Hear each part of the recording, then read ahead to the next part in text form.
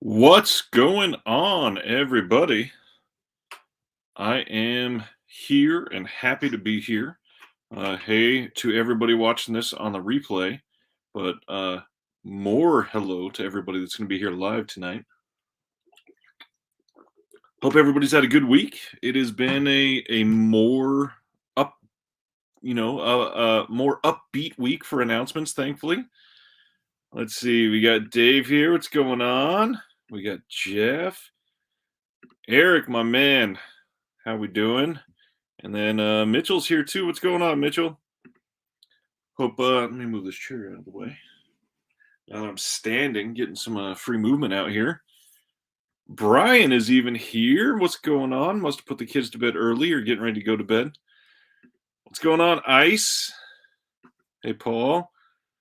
Yeah, we had some decent announcements this week. There's been some actual good companies sharing stuff, unlike the last couple of weeks. So we got some good conversations. We got partner labels for Vinegar Syndrome. We got some Scream Factory announcements. We got some other interesting titles that got announced. We got some more information on sales coming up. We're going to get into those because, of course, we haven't had enough sales over the last month. I don't know about any of you, but bankruptcy paperwork is filing tomorrow at this point. It has been crazy. Speaking of that, got a handful of pickups saved to go over with everybody. And then just like the last couple of weeks, I'm going to give away another digital copy if anybody is looking for those. So what's going on? Anybody excited for anything? I'm hearing rumblings that one of my prophecies is coming true.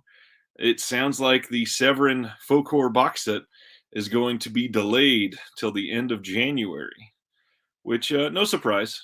I figured that was going to be the case, but one good thing is that will finally come to the point where we can say that might be the best release of 2022. Eric, nice. You finally got it in, man. That set is gorgeous. I cannot wait to start watching that one. John's here tonight. What's going on, John? Glad you can get some time away from work to listen in. And man, I was going to bring this up tonight, Brian. Everybody is saying great things about Laughing Dead. Let me see. This title is getting a lot of attention lately. Everybody obviously is getting this in that ordered this from Vinegar Syndrome. And this is one I am excited for. And one of the things on here is there is an extended making of documentary with the director, producer, actress, actor, cinematographer, associate producer, second unit director, costume designer, and transportation and PA. There is so much on this disc. I cannot wait to watch this. This is going up soon. And man, I need to watch Tick soon. It's been a great month. Lots of good releases coming out. Hope everyone is doing well. Couch is here tonight. What's going on? Anything else you want to bring up before we get into it? Because otherwise, we're going to start going over some of these announcements. Let me get the disconnected Instagram up. Make sure I got everything in here. I kind of expected more to get announced today, but nothing from today, sadly. And the one from last week that was left off, I believe, would be this one. Makeflix had their last sale, doesn't matter now. But this is current. Of course, the Barnes & Noble, let me make that bigger. I'm just a little dude here. The Barnes & Noble 50% off sale for Criterion and Arrow are both live right now. Oh man, this is like the perfect encapsulation of our community right now. Bring on the sales. I sold some blood. That is just perfect, Jeff. Way to sum it up for us this week. There are so many sales happening.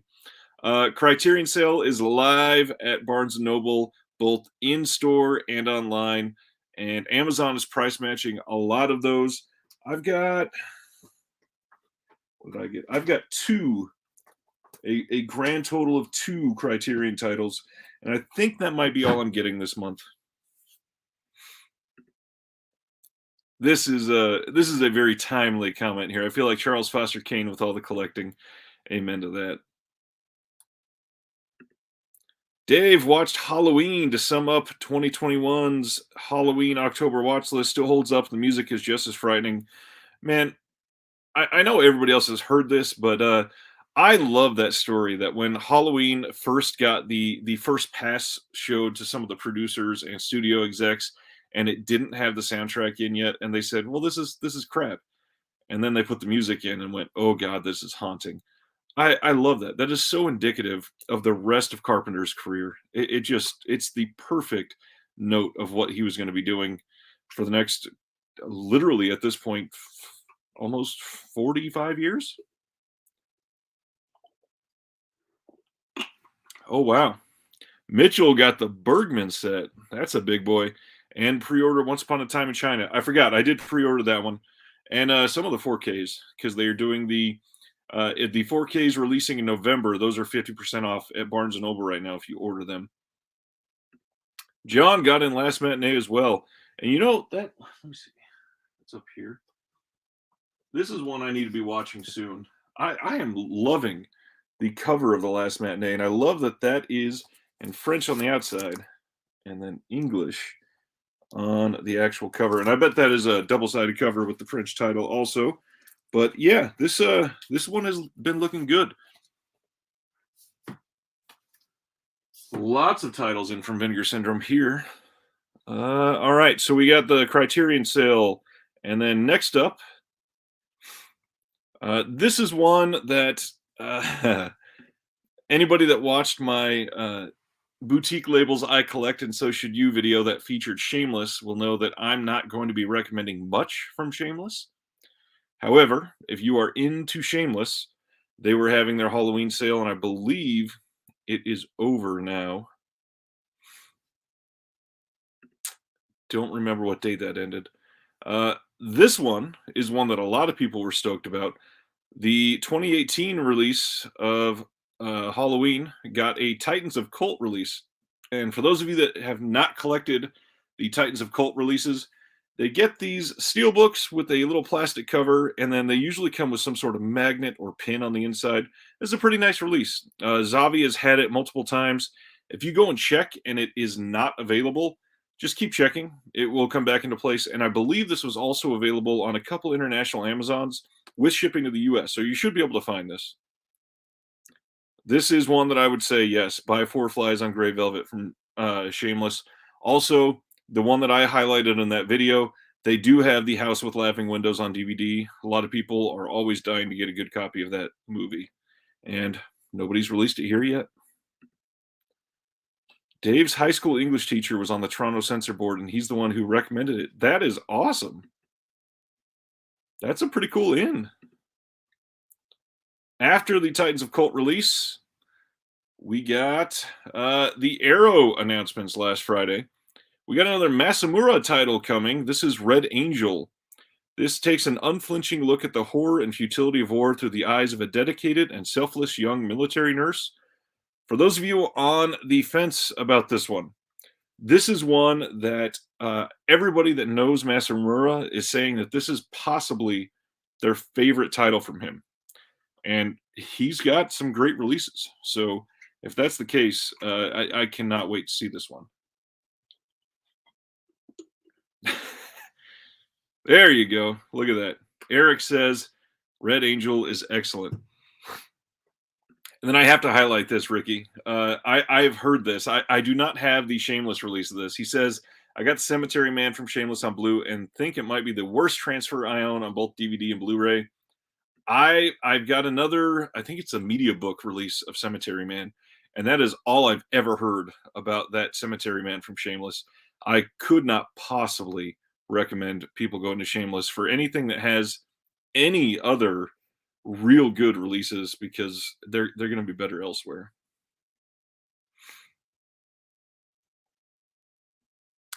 Interesting. Eric likes Masamura too. Good, good. John got 4 flies. Nice. So other than Red Angel, it's a pretty slow month from Arrow, but they got some other good ones coming in. We got Shock from Bava. This is also known as Beyond the Door 2. Dora from Deep Red, Dario Nicoldi, moves back into her old family home with her husband Bruno and Marco, her young son from her previous marriage. But domestic bliss proves elusive as numerous strange and disturbing occurrences transpire, while Dora is haunted by a series of nightmares and hallucinations, many of them involving her dead former husband. Is the house itself possessed? Or does Dora's increasingly fragile grip on reality originate from somewhere far closer to home? So this is an interesting one, and they are also. I think it's back to back. Let me see. No, we'll get back to sleep. Man, I got a couple in the way here. Here is the other release. If you get it exclusively from Arrow, both in the U.S. and the U.K., they are releasing this with the Beyond the Door 2 slipcover, and it's a good looking release. Not much I can say. It's a Bava. It's going to be at least decent, guaranteed. I go back a couple. We'll see what we skipped over. This is one that I might be looking forward to the most for the January releases from Arrow.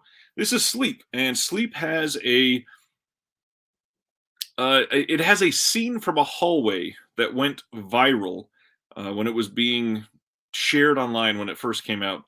And this is one I wanted to see for a long time, and I was waiting for a good release. And I am stoked to finally be able to get this. Pre-ordered this without any hesitation. The art on this looks fantastic. This is going to be just like one of the indie horror movies that Arrow tends to hype. They usually do something like they did with The Stylist. The Stylist got a nice slipcover release. It came with a booklet, came with a CD. I think it had let's see, it had a handful of featurettes, and I think it had a commentary or two, but overall it was a very loaded release. And for a modern movie, that is pretty much the best that we're going to be able to get. The fact that a modern director can get somebody like Arrow behind it and put that out with everything that you could possibly ask for, basically, that's great. I love that these companies are willing to do this. Couch is asking which one I pre-ordered. I had to pre-order that Beyond the Door 2 slipcover. It looks fantastic. I'm going to take another look at it when we pull up to it in order now, but I love how dated it looks. It looks a lot better to me than the new art.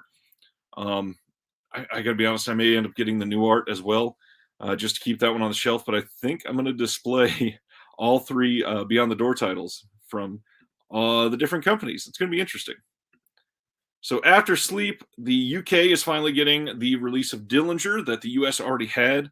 This is Warren Oates and Ben Johnson as Dillinger and Purvis, and they have Harry Dean Stanton, Richard Dreyfuss, Michelle Phillips of the Mamas and the Papas. Gangster Picture, we've had that in the US for a while, so won't go too deep into that one. This one, though, the Arrow UK release of The Mangler is finally coming. This is a Robert Englund film that is, swear to God, this is about a haunted laundry machine, and it is an interesting one. This is a Toby Hooper film, and it's you know how much I hesitate to say that movies are just plain bad. This one isn't bad. It's very cheesy. It is fun. It is interesting. It's Robert Englund back in the day. I won't say in his prime necessarily, but it's a decent one if you haven't seen it. Obviously, Scream Factory put that out in the U.S. So if you are looking for a cheap release, that one is still in print and available. And okay, so here this is again, Beyond the Door 2. This slip just looks great, and to be honest, it's not, as far as I'm aware, Beyond the Door 2, and then of course Beyond the Door 3 that was released elsewhere, is they're not connected genuinely. This is one of those classic cases of riding the coattails of a previous release that was, as far as I'm aware, not super popular or money making, but this is an interesting one to attach yourself to. But it looks good, and I dig this art. The giant head coming out of the door is just Perfect. Nice. Jeff watched the sleep trailer and says it looks interesting. The jump scare that is from the hallway has been circling again once this got announced. Take a look at that if you find it. Okay, so another Criterion release that is now being released on 4K by Kino Lorber. I hope they keep these coming. We got Dressed to Kill. This is obviously a Brian De Palma masterpiece that has been around for quite some time. The Criterion release looks pretty good, but this will look at least slightly better. And I will say the Silence of the Lambs 4K that Kino put out, it does look better than the Criterion release, but to be honest, only marginally. The Criterion release of Silence of the Lambs was already pretty damn great. And I do believe the Criterion release still has, I think it has an exclusive commentary. It's either a commentary or a pretty lengthy featurette. And it might be a reason to keep both if you really love extras like I do. But not entirely sure on Dress to Kill yet. We don't have any of the release details. We don't even have a release date. But with the way that they've been churning these out, I would imagine this is probably going to be coming around early to late February. Somewhere around there. And then we got the Vinegar Syndrome partner label announcements. Mitchell just bought Dress to Kill in the last sale. Well, to be fair, you can probably sell it at cost. You could probably still get $20 for it if you would rather get the 4K. So AGFA is putting out the Blood-O-Rama triple feature, and this comes with Help Me I'm Possessed, Night of the Strangler, and Carnival of Blood. And Night of the Strangler, let me see, I believe that had been released previously on DVD. There it is. Vinegar Syndrome with AGFA had previously put out Night of the Strangler on DVD only.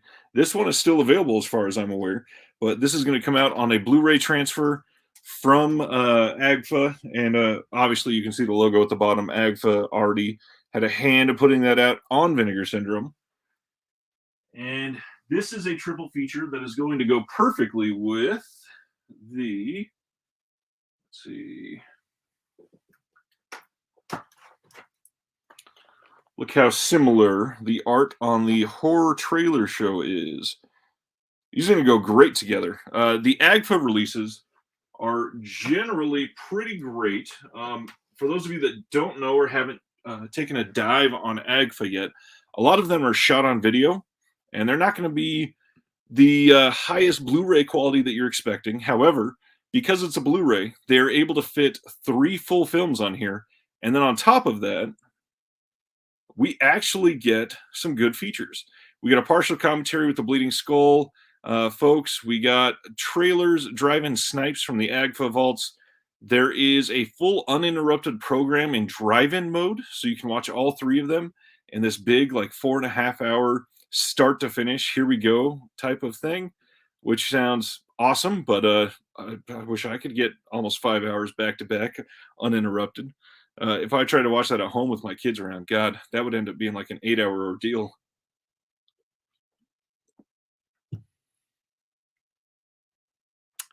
I have not heard that yet, John. He says there's some minor issues with Silence of the Lambs, but he does not know. Interesting. I had not heard that yet. Before we go on, let me talk about that real quick, because that's something I was going to bring up in a future video, but maybe I'll just throw it out here now. A lot of people have gone 4K recently. Finally got 4K TVs, because pretty much every TV that you can get out there is 4K now, and they are using basically the cheapest 4K player that they can find. And for the most part, that's usually been a PS4 or not PS4, PS5 or an Xbox One or Xbox Series S or X or whatever. That's fine. They're not great, but they are good, and they're going to do better than a Blu-ray player, obviously. But a lot of times, some of these films are having some issues playing on these, and if you can't get something to play, the first thing that you should do is try to check to see if you have updated firmware. A lot of the time, that will fix half of the problems. And the other thing to keep in mind is that we are finding that 4K discs seem to be more finicky than Blu-rays. So if you are getting skipping, if you are getting freezes, and you eject the disc, there could be a simple hair on it or something, a minor scuff, not even a scratch. 4K discs are proving to be more vulnerable for something like that. And honestly, that's fine. Just take care of your stuff. Just make sure that you're checking it. However, the thing that I was leading off there that I want to say is when you are getting these, if you are buying a nice 4K TV or even a mid-range 4K TV, don't just rely on something like an Xbox or a PlayStation. Spend the like $200 for a cheaper mid-range 4K player that's a standalone player. Those will last longer. Those will work in a way that will be more reliable. They are generally able to read more of the discs properly. So some of these things like an Xbox One S might not, play a disc from the UK properly, but if you put in a standalone player, it plays just fine. So make sure you're doing it right and you are playing these in the way that they should be played. Got it. Yeah. Have not been spending as much time on the Blu-ray forums lately, and for some reason I feel happier. The Blu-ray.com forums can be brutal.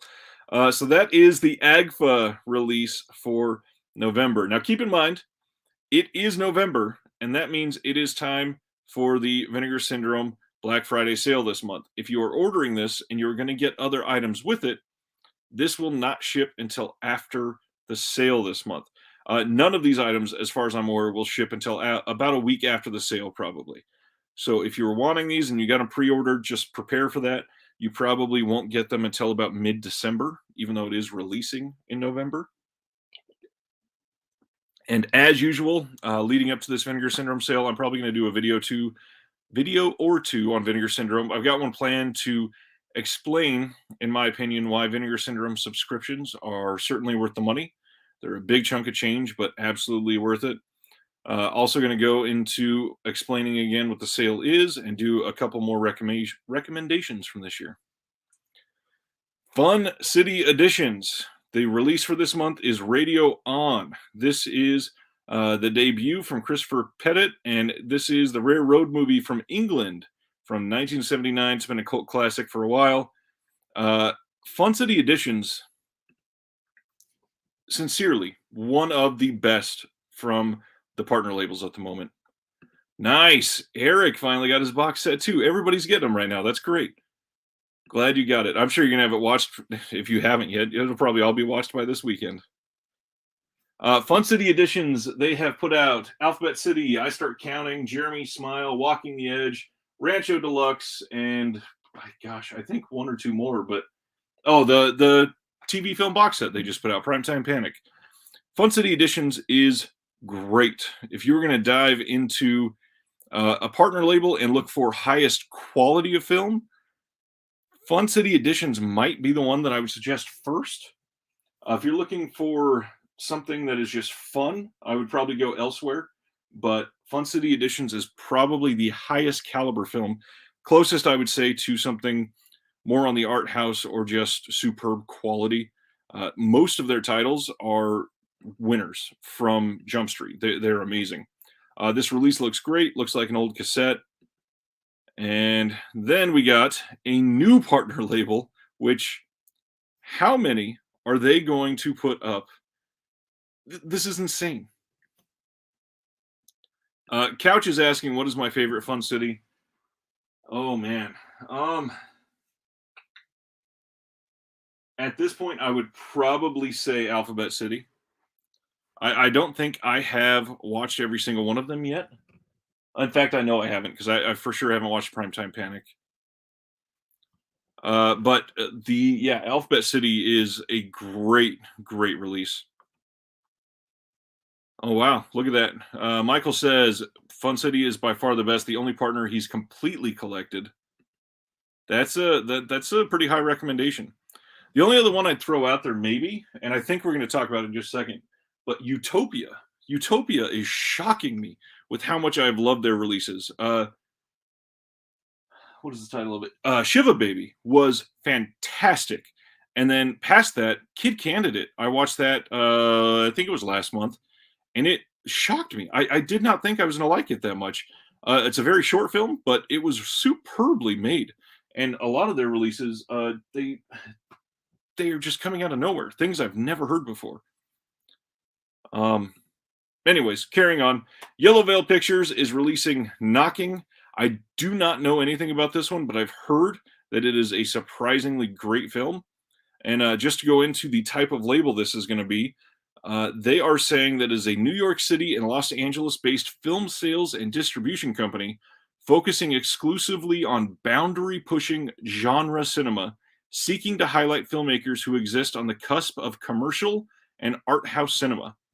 Now, to me, that speaks a lot more to the type of films I generally love. And that gets me excited for what else they could be releasing. And definitely looking for what else is coming from them. This is the slipcover here, and then the back side of it here says help. And this film, the synopsis says, after suffering a traumatic incident, Molly moves into a new apartment to begin her path to recovery. But it's not long after her arrival that a series of persistent knocks and screams begin to wake her up at night. Molly's new life begins to unravel as the screams intensify, and no one else in the building believes or is willing to help her. Also important to point out, a lot of these do not have these, but there is going to be a 12-page booklet with this release. Really glad they're doing this. But I cannot wait to see what else is coming from Yellow Veil. This sounds great. Next one from Altered Innocence, who, again, fantastic releases. This is LA Plays Itself, the Fred Halstead collection. I believe I'm saying that right. I've never heard anybody else say his name out loud, so just guessing on that one. There are a few things in this. This is, I believe, two or three films. There is LA Plays Itself and Sex Tool, and The Sex Garage also. So there is all kinds of stuff on this. If you are interested, this one also has a booklet. And here's the backside of the slipcover.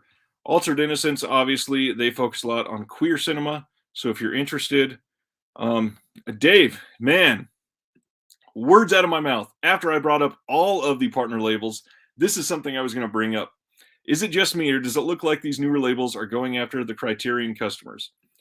I won't say going after the Criterion customers specifically, but a lot. I mean, like Deadlock from Subculture, the Western, I could have easily seen that being a Criterion release. Something like Alphabet City or I Start Counting, that would have fit perfectly with the, what is the release that just came out recently from Criterion that I can't think of the name of? I just watched it. Man, my memory is shot tonight. It's been a long while. The other crime film, anybody know what I'm talking about? I think I watched it in late September. Find it. Deep Cover. I think they would have gone great with Deep Cover. Some of these documentaries that Utopia is putting out would be perfect for Criteria, especially something like Martha a Picture Story or Kid Candidate could have, although Kid Candidate's a little on the short side probably for a Criterion release. And then a lot of the AGFA, it's like pure art house cinema. I absolutely could see some of this coming out on Criterion.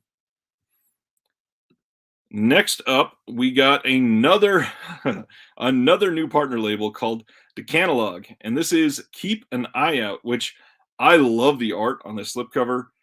Really interesting the way they're highlighting that face there, and then the backside a little boring, but the front here is great. And this label is a film and soundtrack distribution company dedicated to the release of the most unique filmmaking voices and musical scores from around the world. Vinegar Syndrome's sister company, OCN Distribution, is going to be representing this diverse and unique home video line. So I am willing to bet we're going to be getting some soundtracks from them through Vinegar Syndrome. Flip is here. What's going on, Flip? Nice to see you on mine. He actually just texted me the word dude. Yeah, Deep Cover would be a great double feature with Alphabet City. That's exactly what I was trying to go for that whole time. But I would say you probably have to lead with Alphabet City and finish with Deep Cover. Deep Cover, man, that movie blew me away. I loved Deep Cover. So this first release with Vinegar Syndrome from Decanalog, and keep an eye out, a breakneck paced cop comedy that packs more laughs into its breezy runtime than some filmmakers manage in their entire careers.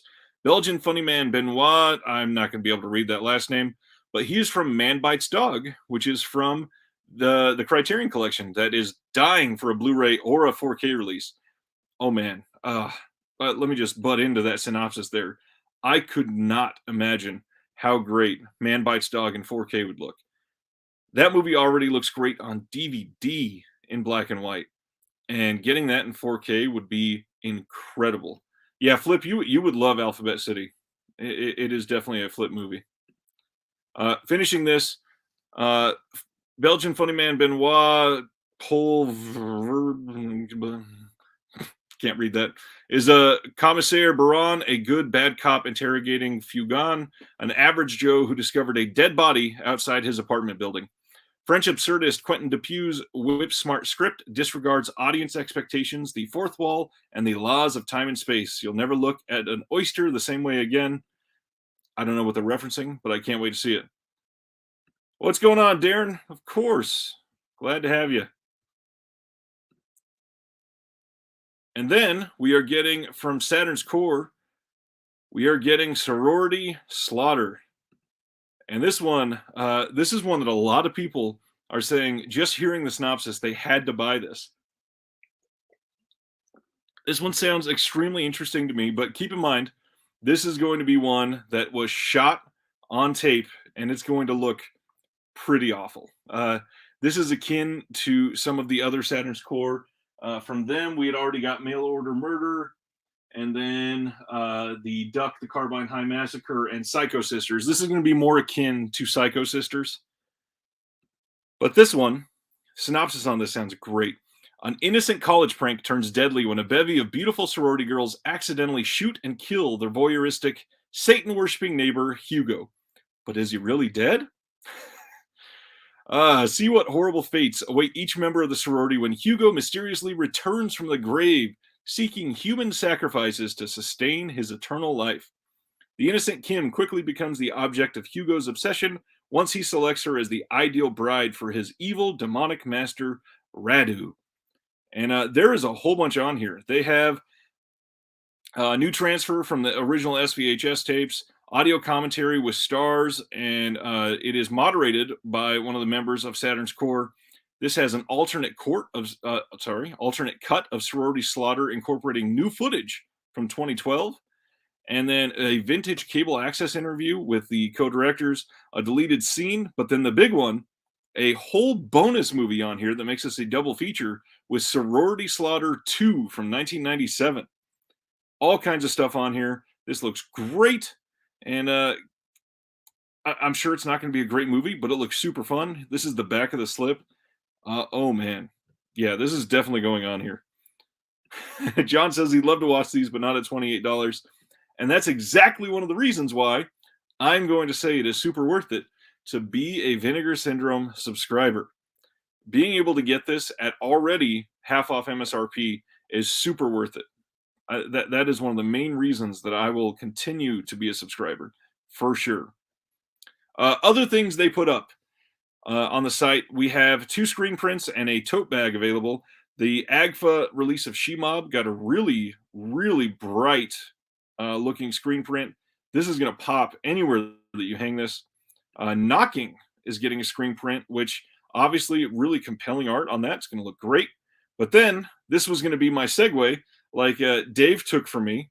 I was going to start talking about Criterion because they are now selling for, on behalf of Altered Innocence, a tote bag for Anus Films. And this is clearly to take the piss out of Criterion. And I got to be honest, I had to buy this. Absolutely had to buy this. I've got a couple bags that I've genuinely carried movies elsewhere in, And this is going into the new movie tote bag collection. But lots of great stuff coming this month from partner labels, all kinds of stuff.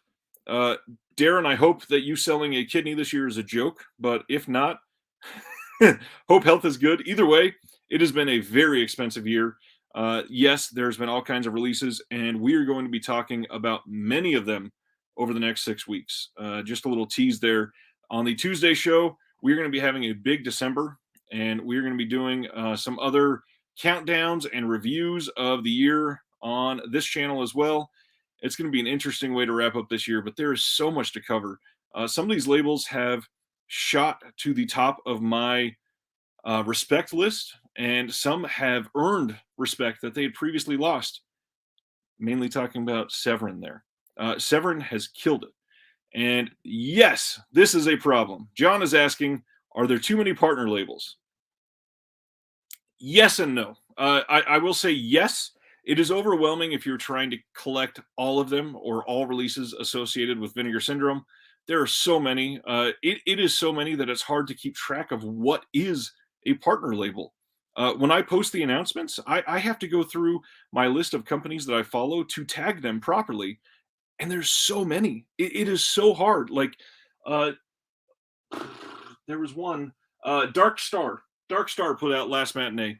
I could not think about it. I could not remember the name of the company that was putting out the Last Matinee. It's crazy how many there are. But now, yes, John, this is exactly what I was going to say. You can narrow your taste though and find certain of these labels. Like for me, by far, Fun City Editions and Utopia, if I had to choose two, would probably be the ones that I was reaching for. However, I will throw out there that look at that. I forgot the name of it again. Gunpowder and Sky. Gunpowder and Sky is launching up into my respecting pile. And man, one of the main reasons their releases so far have been incredible. They've released 3 different 4Ks, but stuff like this, let me make this a little bigger for everybody. Summer of '84 got a nice big cult following quickly, and then to put this out on 4K on a partner label through Vinegar Syndrome, and then I don't know how many people saw this in the announcement. It comes with a milk carton. You can actually put this together and use it as a prop on your shelves or whatever, and it's great. They also did Prospect. Prospect came with trading cards. The releases are a little expensive, but they are releases that you can fully immerse yourself in. Gunpowder and Sky is killing it. And there you go. Razor says, I've seen enough of Wave to know those movies aren't for me. And that's perfect. That is perfect for you to know that, anything that you see released from Saturn's Core, probably not going to be for you. And that's fine. Nobody says you got to buy them. Nobody says they're titles that if you miss out on them, they're going to be, knocking at your door trying to sell it to you or anything like that. Absolutely don't pay attention to Saturn's Core. And if Wave is not your thing, at least you know that. And there's a Saturn's Core announcement. I can ignore it just flat out. Good question here from Juan. Oh, it's clicked on the wrong one. Do you recommend any 4K TVs? Can't decide or how much to spend. So this one, I would say if you're really going to dive into 4K, do it right. The thing that I would recommend to begin with is buy an LG OLED 4K TV. They are going to be the best quality in picture, that will last the longest. And in my opinion, one of the most important parts is they have the best and most user-friendly user interface. You were able to logically think about everywhere that you're going to dive in. And when you think about a setting, it should be where you think it is. And that's kind of the way I look at things like iPhone compared to Android. Android is great for people that want to tinker. And if you're somebody that really wants to go in and change settings and all that, Android has more options for you.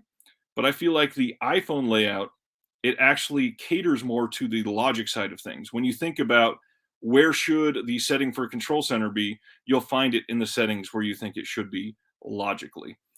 So I personally recommend LG OLEDs. and they are incredible. The second company I would recommend if you were looking to go in there is Sony. Sony probably has the second best panels on the market.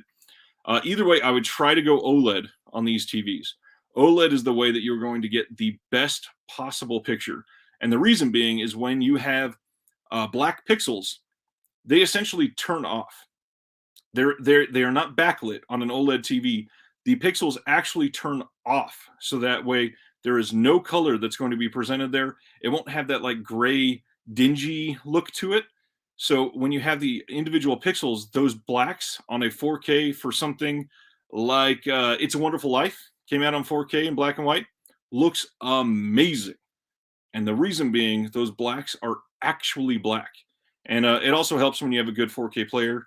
I've got a pretty good one of those. But one thing else that I would recommend is if you have a Sony TV, get a Sony 4K player.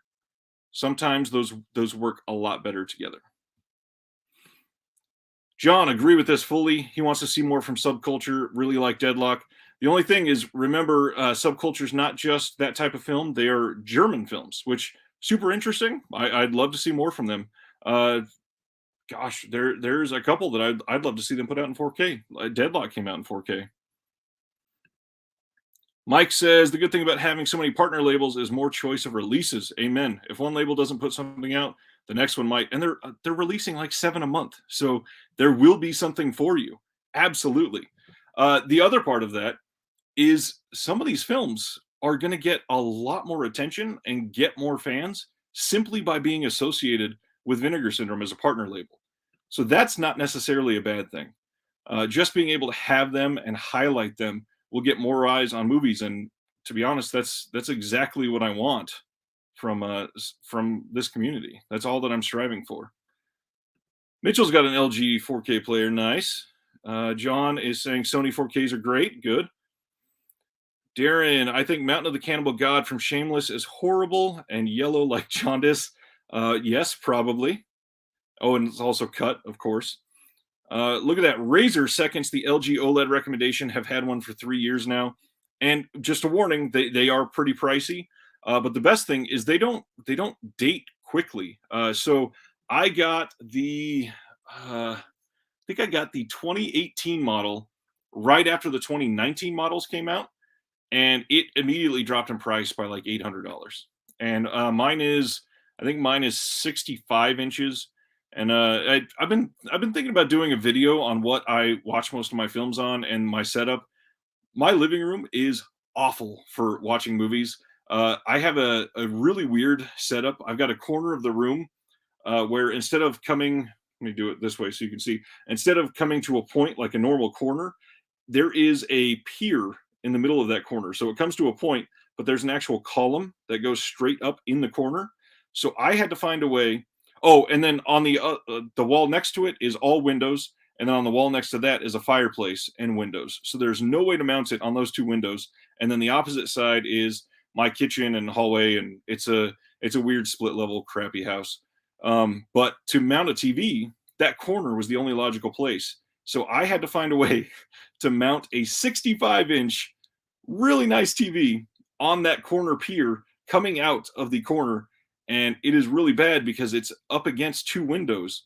And it's elevated a little bit, obviously. You don't want it exactly on the ground or anything like that. It's elevated a little bit, but the windows behind it during the day really wash out the color on the sides. I've got a curtain on one, but it's really impossible to do.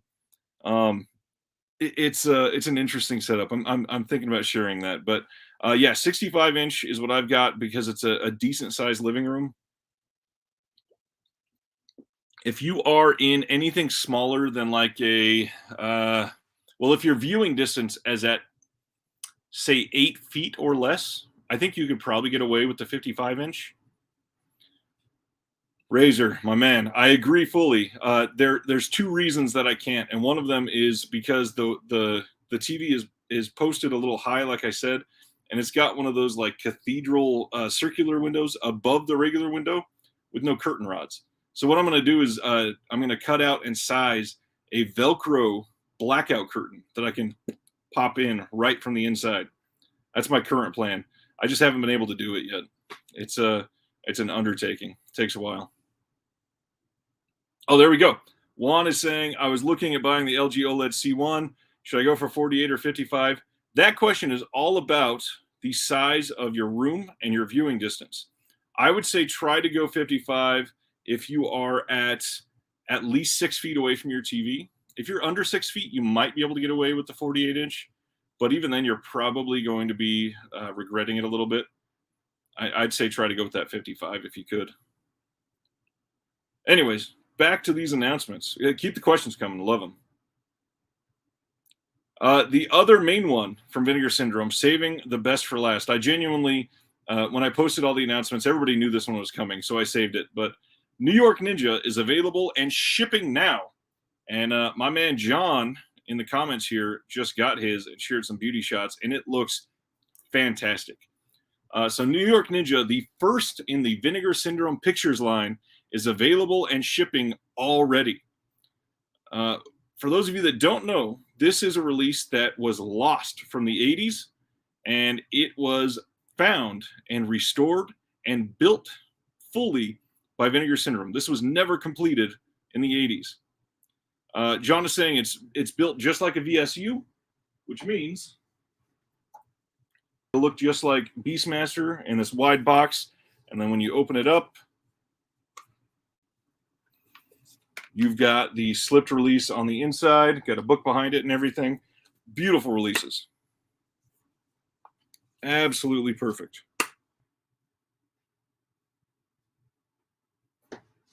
And then, what else is listed here?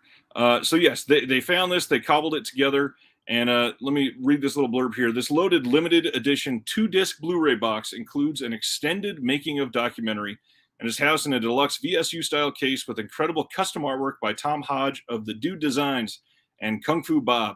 The case includes a 40-page book with an essay by the director and a custom slipcover design by Richard Hilliard. This is region-free 2-disc Blu-ray, scanned in 4K from the original 35mm negative, digitally mastered 2.0 stereo mix, commentary track, extended making of documentary, an interview with Curtis Spieler, which I believe he is the director. Yes. Interviews with members of Voyager, revisiting the locations of New York Ninja, deleted scenes, B-roll, and outtake montage, the original sizzle reel, case artwork by Tom Hodge of the Do Designs, Blu-ray sleeve artwork by Kung Fu Bob, and then subtitles, of course. But this is just going to flip through some of the pictures on here, and then we're going to talk about the critical reception of this. This is the slipcover. This is the back. That is the front. And this is what everything looks like. This is the book on the inside. There is the art. And then you got the box. And as you can see, it's just like that Beastmaster box. And it looks fantastic. So many aspects of this. And then, let's see. Razor's got a copy coming with this month's sub. Nice. This is exactly what I want to say, which is crazy. I have not heard anything negative about the movie, all fun and positive reactions. I will say, not only have I not heard anything negative, there is only raving reviews about New York Ninja. For those of you that don't understand how big of a deal this was, this movie headlined Beyond Fest. This was an event. Vinegar Syndrome pulled off something amazing here. And people that traveled to Los Angeles and the surrounding suburb areas that they were doing, they got people to come and sell out New York Ninja and showed this to a pack house, and all that happened is everybody raved about it. New York Ninja looks to be a complete knock it out of the park release for them. Not only release, but I mean they completed this movie. That's a big deal. This isn't something that normally happens. It takes a lot to be able to do something like that. And for those of you that remember, this only got announced a couple months ago, and we went over it on this show when it first got announced, and there was a lot of negativity. Some people saying Vinegar Syndrome shouldn't be getting into something like this. They should just let it go, basically. They should focus more on their releases. A lot of people were complaining about their lineup and saying maybe their attention went on New York Ninja, and that's why it's been bad. First off, I mean, nothing's been bad. I don't understand that, but this clearly is a big deal for them, and they executed it perfectly. And amen to this. Razor says it looks like something best enjoyed with friends and perhaps a few adult beverages or a few extra. Darren, good God. Yes, I was not going to talk about this, but I wish someone else released Night of the Bloody Apes apart from VCI.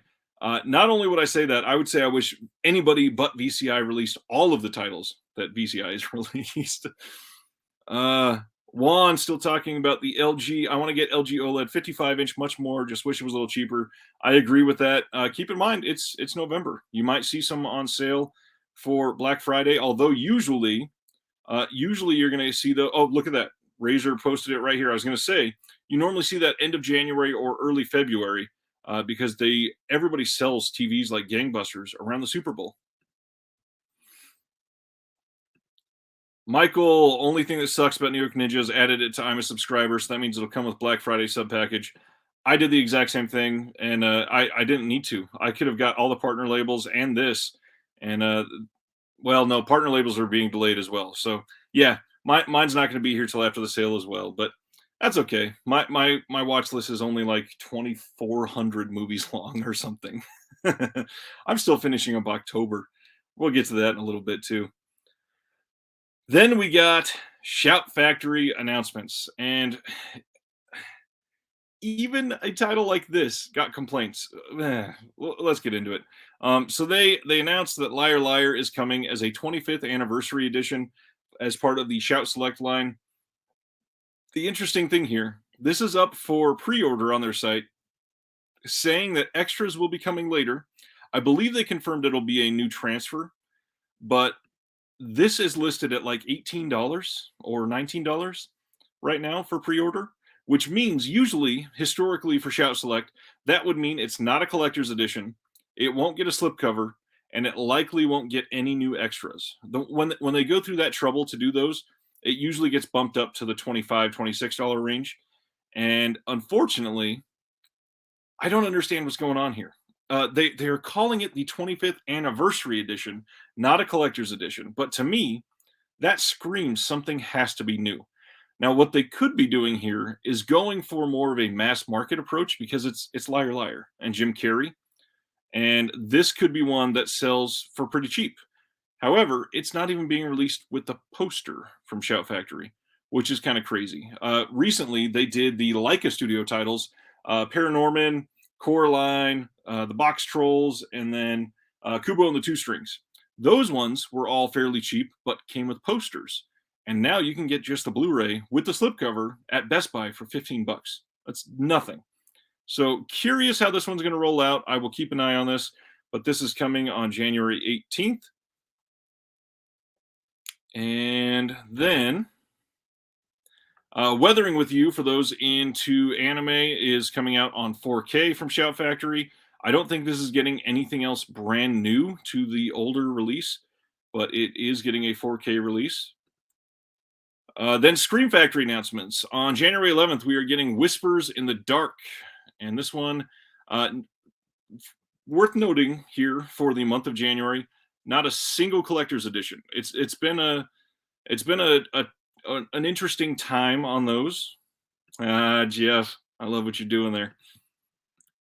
Whispers in the Dark is it's been an interesting time for collector's editions. They have not put out a ton recently, and a lot of people complained about Scream Factory last year, but or not last year, but earlier this year. I'm saying last year because this is coming out in January, and I'm interested to see where they go around February and March. Army of Darkness, for example, was supposed to come in 4K in 2021.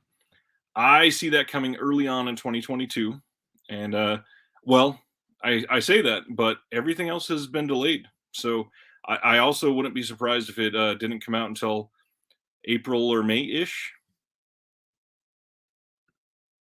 I agree here for the most part, John. Scream Factories has had an interesting end to the year, but also the big thing for me, no real box sets.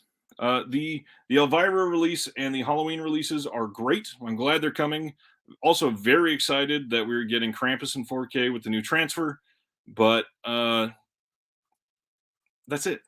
Not a single box set for the entire year. I don't think, unless I'm forgetting something. Nope, nothing this year, which is crazy to me. Mitchell, I do believe all of the cuts were supposed to be in 4K, but it wouldn't surprise me either if it was only one or two. They their last release though had all of the cuts on the disc or discs. I think it was a 3 disc release, but they could do the seamless branching, and it could be decent, but we'll see. Razor says, I think more people complain about Vinegar Syndrome because they have a subscription, which I don't get. You're already getting all of them on sale. When you get the subscription, everything is cheap. Well, cheaper.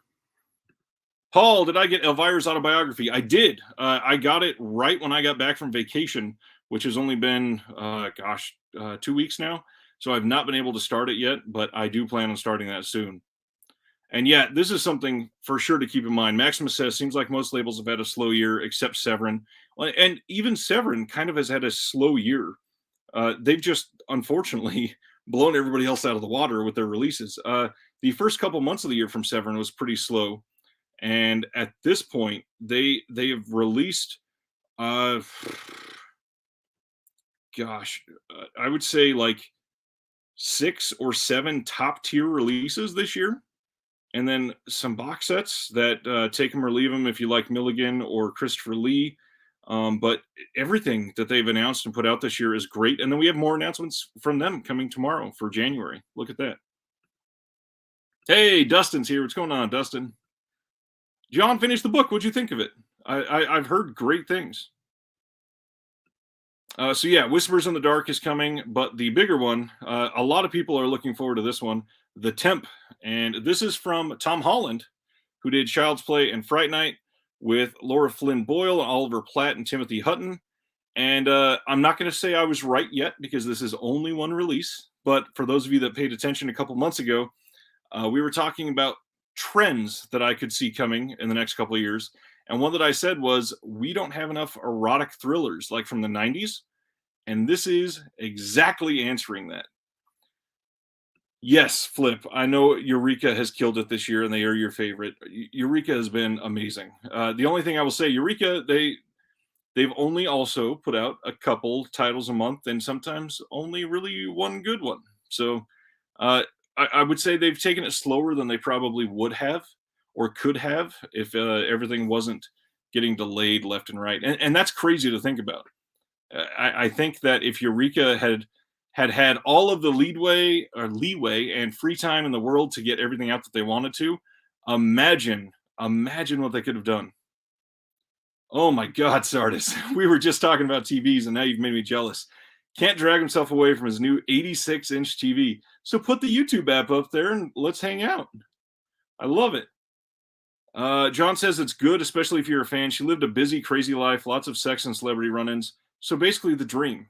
Yeah, that's amazing.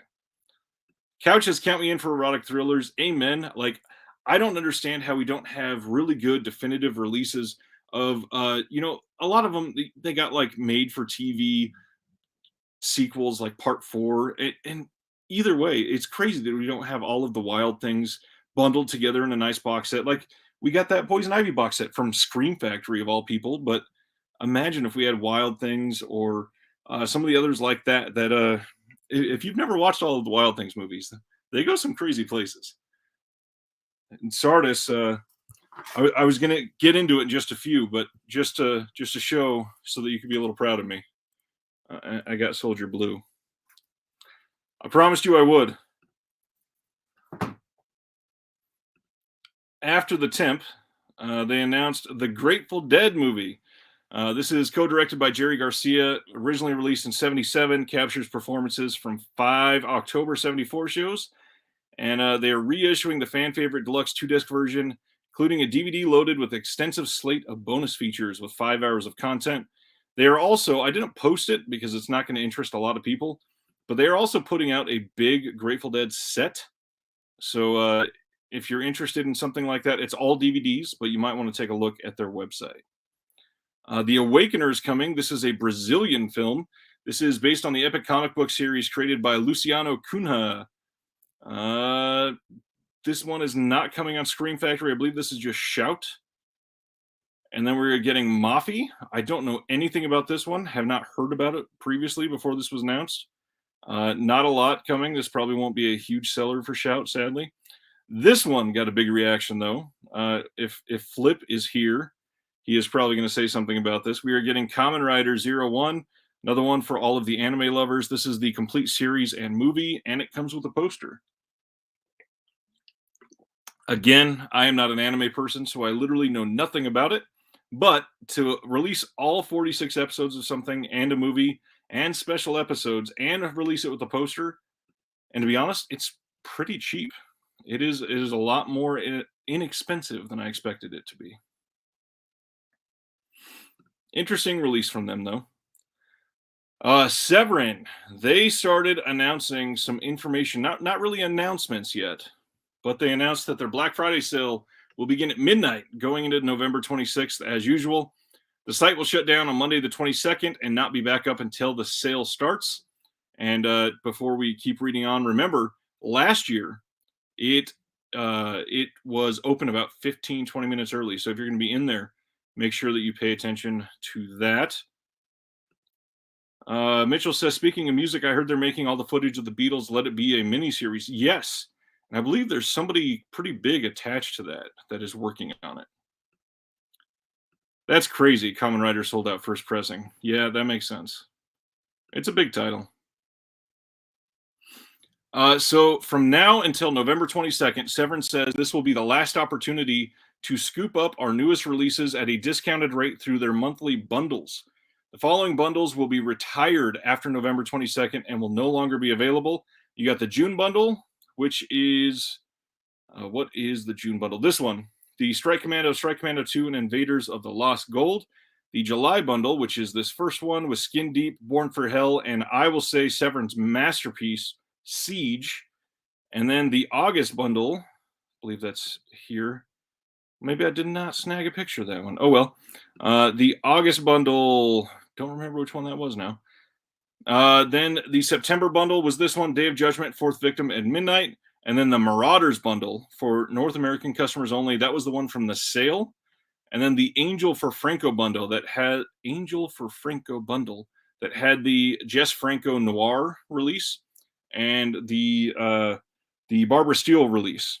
And that also comes with the pin. So if you're interested in those, grab those as soon as possible.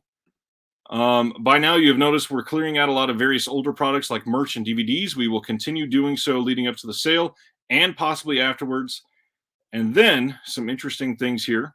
This is to help make room for all of the crazy exciting things we have in store for the big sale. We're also in the early stages of uprooting and moving the shipping warehouse to a bigger, better location. Ah, John, thank you. August had Overboard, the Kinky Collection, and Cannibal Man. Peter Jackson is doing Let It Be. Interesting. That's what I knew it was somebody. Darren says we need a decent Blu-ray of Michael Winner's Dirty Weekend. Yeah, and Siege is so good. Everybody needs to get Siege. Flip, if you don't have it, you need to get Siege. You will genuinely like that one. So yes, Severin sale coming up. We got some details here. And then remember, announcements for January coming tomorrow. You'll be able to buy those.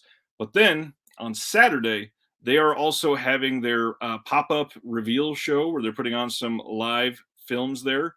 And they are going to be announcing, the way they worded the tease today, all of their Black Friday titles on Saturday, which is a lot. And Severin has never done that before. But there's also been some people cooling to the way that they've announced their titles for their sales.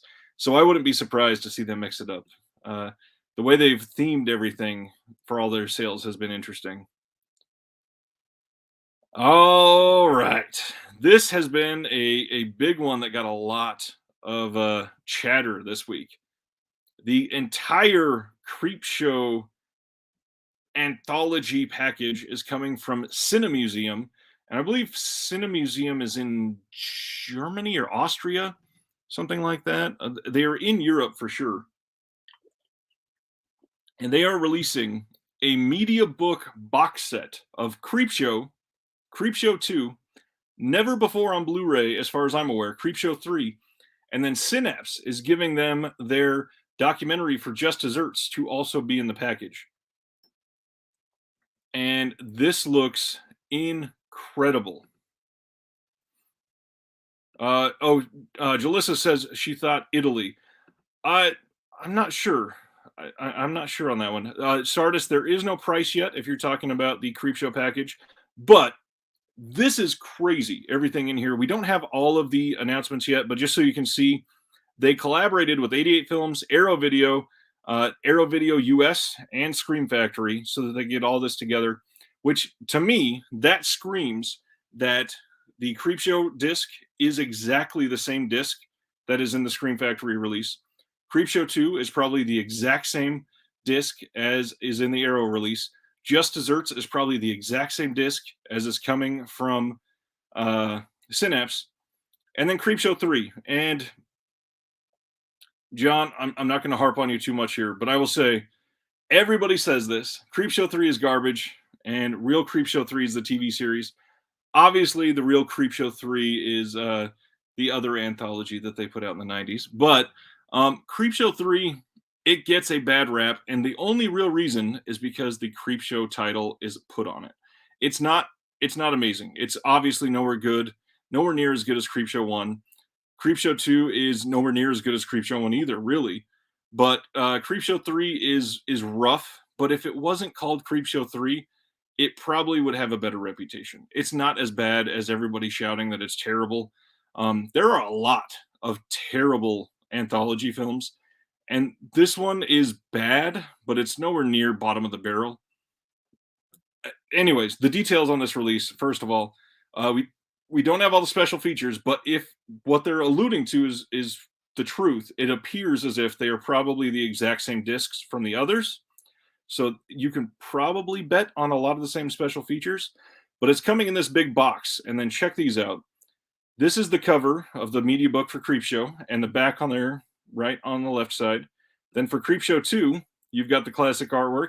Loving the back on this one. And then Creepshow 3 and Just Desserts has the same artwork as on the Synapse. And all of those media books are going to fit in that big box.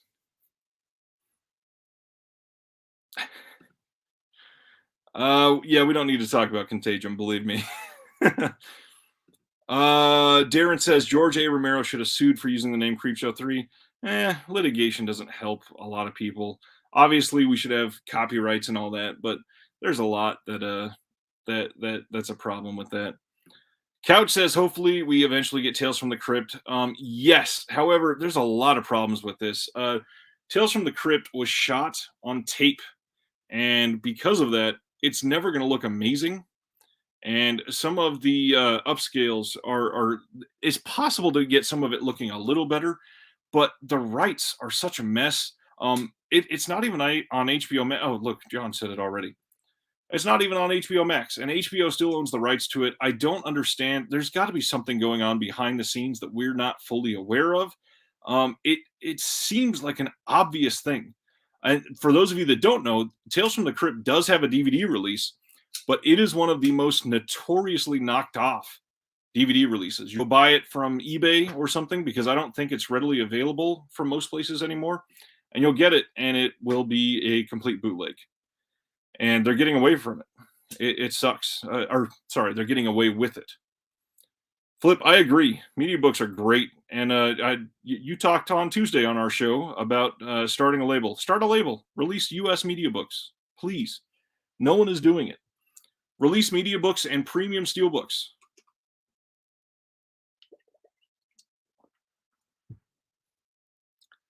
Jalissa says someone on YouTube she thinks is doing 4K scans or something like that. I don't even know if 4K scans are possible with the original elements because I don't think Tales from the Crypt was shot on film. I think it was all shot on tape, or maybe some of it was shot on film, but then the way they, I think it was edited on tape, if I'm remembering right. I do believe it was something was attached to tape on it. And because of that, you're never going to be able to get that real 4K scan. It's still going to look basically downgraded. But yes, I completely agree. We absolutely need Tales from the Crypt. And the other thing, like, yes, it might be a rights problem, either for music or producers or issues, but also a lot of people don't realize because they haven't watched it in a long time. Tales from the Crypt had somebody famous co-starring in every single episode, and getting releases for some of those now, 30, God, when was the first season? Was it 90, 91? 30 years later, 31 years later, whatever. That is a lot. Uh, Paul is asking, what's a media book? Let me grab one and I'll show you.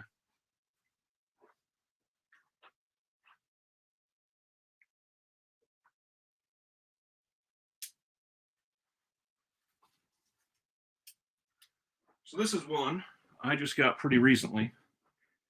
And let me pop the cover of this off of here.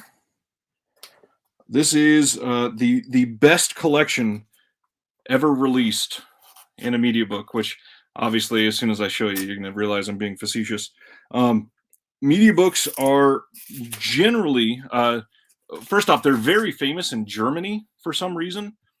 Germany releases, wrong one. Germany releases a ton of media books, which means that most of the writing in them is in German. But media books, let me make sure nothing's going to fall out here. This is the, get rid of your comment, Paul. This is the Troll Collection media book that was released by Koch Films in Germany, and there was the standard German rating label on the wrapping. And when you open up a media book, it is usually a little different because it's usually only one disc. And media books are sort of like a digipack on the inside, but then they have an actual book or booklet attached inside. And then this one also has the best worst movie documentary. So this has Troll 1, Troll 2, and the documentary all in here. And as you can see from the writing on the back, everything is in German, but most of the time the audio is always in English, and they usually have English subtitles. But just like Flip here, this is the big hack for these: is you either take a picture or open up the Google Lens app, and it will translate in real time the words in all of the media books. And it takes a little longer, but it's so worth it. And it opens up so many things. Like the Troll and Troll 2 double feature from Scream Factory is goddamn expensive now. And it was almost as much as this. And this is a much better release, all in one package in higher quality with writing on it. It's great. Absolutely a great release. What's going on, nerd? Glad to see you here. Couch got the Necronomicon media book. I think I got that one. I think I got that one from Diabolic a while back. Nerd of the 80s has the Martial Law media book. Nice. I've from what I hear, that one's pretty rare. Let me get this back up here. Mike says, where did I get that? I got the Troll Collection media book from Diabolic. For those that are wanting media books, Diabolic gets a lot of them in, and they randomly, they don't announce this, but they go in on usually Saturday or Sunday nights, and they post them as new arrivals, and they're available, and they go quickly. The last time, I think they dropped a handful this last weekend or the weekend before, and literally within half an hour, a lot of them are gone. What's going on, Flex? Good to see you. John's asking, anybody else listen to the Synapse Films podcast? I've listened to one or two, but not in a while. Now that I work from home, I don't get a lot of podcast time in, sadly. COVID kind of ruined that for me. But with the new job, that might be changing soon, since I'm going to have a 45 to 50-minute drive for the days that I have to go in the office. So I may be catching back up on a lot of things. All right, let's see what else got announced this week. A few. So this one was not announced, but I wanted to highlight this one, and I believe John is also excited about this one. The Film Detective, which is a label that firmly has been focusing on very classic releases. They have put out some newer films as well, but they do their best work on something like this. They're releasing the Sherlock Holmes Vault collection, and this release truly does look incredible. This is $70 if you buy it from their site, which seems a little pricey at first, but this is going to be insanity. Listen to this. They are giving you 4 restored classic mysteries and exclusive special features. The $70, by the way, is Blu-ray. The DVD is 60. They are giving you a 13-month Sherlock Holmes calendar with special anniversary dates and fun facts about the history of Sherlock Holmes. A Sherlock Holmes magnet. You can see it down here in the bottom left. And then there is a Sherlock Holmes notebook, this thing right next to it. And then they are giving you a 1-year subscription to the Film Detective app to stream more classic mysteries and thousands of classic films and TV episodes. And then a Sherlock Holmes tote bag. But the big thing here that's really cool, they are also going to be giving away 3 of the box sets are going to come with an exclusive limited edition Sherlock Holmes custom pipe, courtesy of their friends at Peterson of Dublin. This is so awesome that this is all coming together. The release looks fantastic. Flex says, I got a new gig. That's a question. Yes, I'm getting a pretty interesting random promotion. I applied and it was way out of my league, and I got it. I will be starting there. I'm taking a week of vacation. I was supposed to start on November 22nd, but now I'm showing up on November 29th. I'm taking a week off for Thanksgiving. Look at Sardis says it needs a pipe. It might have a pipe if you're one of the lucky 3. John says in episode 6 of the Synapse podcast, they said Nekatsu films might be ending. If they start selling a bit better, they'll probably re-up the rights for more. Oh, interesting. I've only got a couple of those. A lot of people hate those, but there are some interesting gems in there. Darren asks, is Flesh for Frankenstein shipping from VS? No, not yet. It will not ship until after the Thanksgiving Thanksgiving Black Friday sale that weekend. And then once that sale ends on the Monday, they will start shipping things probably by about Wednesday or Thursday of that week. And it's going to be a little bit of a wait, but super worth it. Promise. Thanks, Mike. Appreciate that. Ryan, I got to get that pipe and do live streams with it. I wish. If I get that pipe, I will go buy a smoking jacket and sit in one of those nice big chairs. Ricky, as far as I'm aware, it is going to be a real pipe, and I think it would not post to Instagram for some reason. I think I had a picture of the pipes. Let me see. If I do, I'll share it real quick. Let me go find it. I do not have it in here. Yeah, Flex. I applied, and then there was a crazy process. I had to do a full on. I had to do a full on Excel test because it's a very data heavy position, and then I also had to do a pretty intense for the government. For those of you that don't know, I work for the federal government. I had to do a pretty intense interview, which I expected that at this level, but it was even more so than I expected. The Film Detective.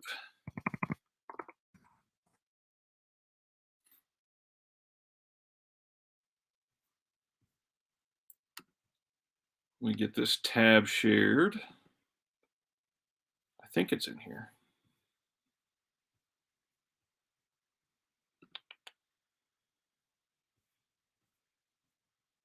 Man, now I can't find it. Dang it. Anyways, I do remember, I think they shared it on Facebook or something. The pipes genuinely looked pretty decent. Like surprisingly high quality.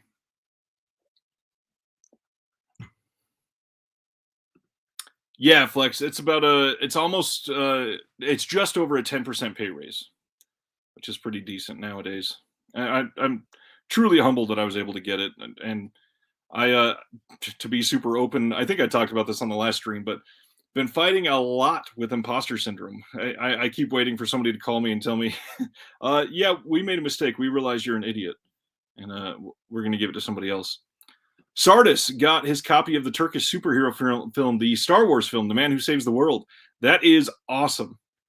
And yes, highlighting this, all of that is coming as bonuses, but the films are also restored with extra features, and it's 4 films in a Blu-ray set for $70. Like, that is incredible. That means each movie alone is only 17 bucks, and then everything else is just bonus on top of it. That is a crazy good deal. So I had to highlight that. For those of you that pay attention to Mondo and their Mondo X line of steelbooks, this has not been getting a lot of attention from a lot of people for a couple years. They used to release like one every like 3 months, 2 months, sometimes every other month. And this is a crazy way that they've done this. So these usually are released as exclusives to random places all across the world. There were Future Shop exclusives to Canada. There has been Target US exclusive Mondo releases. I think there's been a Best Buy exclusive release. There's also been like Amazon Germany and Amazon Italy exclusive releases. These ones are going to be coming to Finac, the French website. They are on Zavi for, I believe, everything but Iron Man 2. And then there's also some Amazon sites that are going to be getting these internationally. They will not be coming to Amazon US. If you're interested, I think I've got all of the Mondo X steelbooks that have been released. I could show you some if you're interested. They're going to be in the next partner label, not partner, boutique label video that I put out, which should be coming up in the next few days.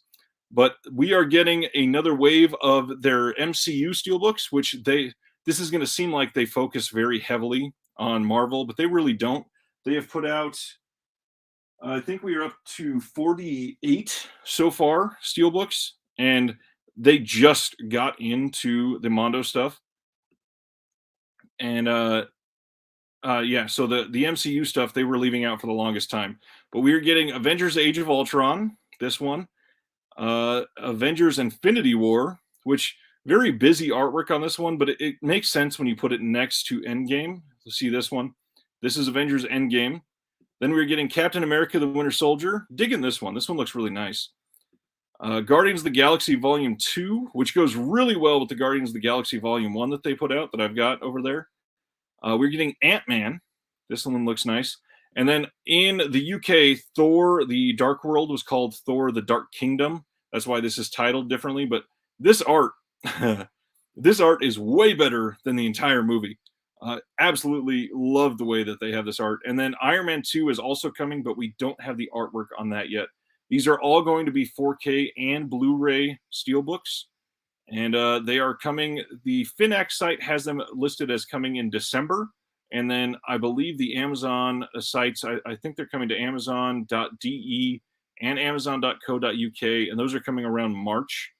And then, like I said, Zavi has some of these up for pre-order as well.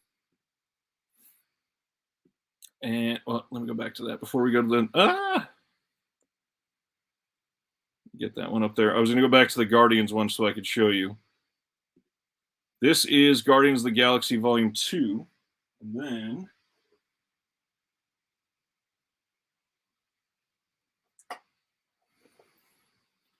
make this a little bigger. Whoops. This is the release of Guardians of the Galaxy Volume 1. So you can see they'll look pretty dang good together. And of course, I still got mine sealed because I've bought this movie too many times. The Mondo X steelbooks are really nice. If you were looking into them, I absolutely would recommend them. However, a lot of the older ones are super expensive. For example, they did The Thing is very rare. And then what is... this is the first one that they've put out. I believe this is number 1. Oh, no, this is even number 0. This is Drive from the Mondo X line. And this one goes for a pretty penny usually.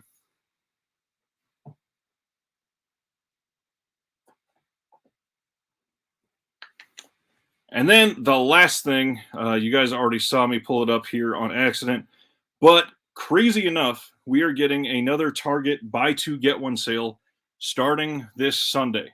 Now, this used to be very exciting. Before the one that was, gosh, how long ago was that? 3 weeks ago, 4 weeks ago? Before that sale, these used to be the best times to buy so many of the boutique releases. They sold tons of Scream Factory, tons of Shout Factory, tons of Arrow. They even have Vinegar Syndrome stuff. This is sad to me that we have lost sort of the legacy of what the Target buy 2 get 1 free sales used to be. they do still have some, but so during this last Target buy two get one free sale, I noticed, or actually it was before the sale. It was around July or August. They started purging their listings for a lot of Shout Factory releases. Some Severin titles disappeared. Some Kino titles even disappeared, and they're just gone. They're not even on their site available. Like it doesn't say they're out of stock. They're just not listed. They don't have a listing for many of these titles anymore. And a lot of you know, I have every single Scream Factory release now, and I got probably a third of my collection from Target buy two get one free sales, literally, because it was the cheapest time to grab them. You could get 3 Scream Factory titles for like $32 that normally would have been like 60 or more even. So it's great when they have them in stock. So Target, they still have a lot of Arrow releases listed on their site, but the big thing about this one, which is different from the one a few weeks ago, this is buy two get one free mix and match for books, movies, board games, video games, puzzles, and activity sets. So not only am I going to highlight this for all the movies that you could possibly get, this is a great time to pick up Christmas presents. And I know that's a weird thing to highlight on this channel, but for example, if you got somebody that wants that Elvira autobiography, you could mix and match that with a board game or a movie and get 3 and get one of them for free. For those of you that don't know, the best way to do this is to get 3 very similarly or exactly the same priced items. That will save you the most amount of money.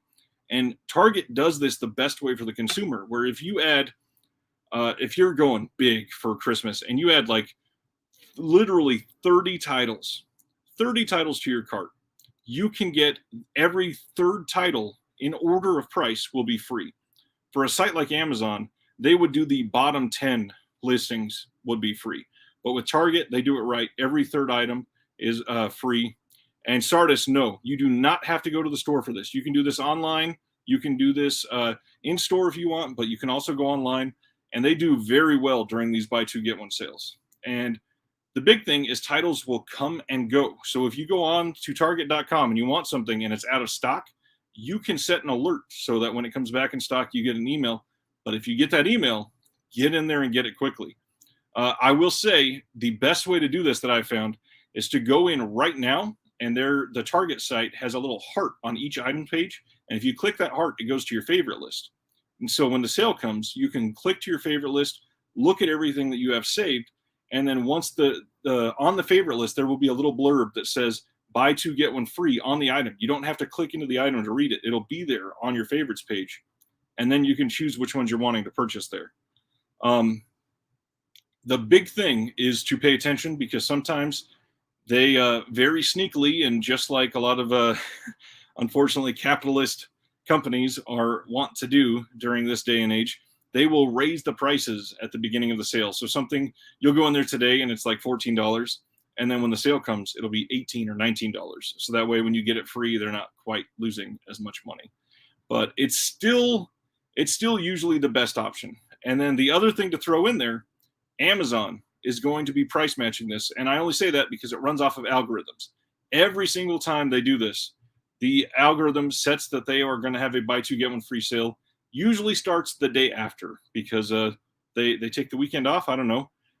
Targets will start Sunday at midnight, I believe Central Time, but then Amazon's will usually start the next morning.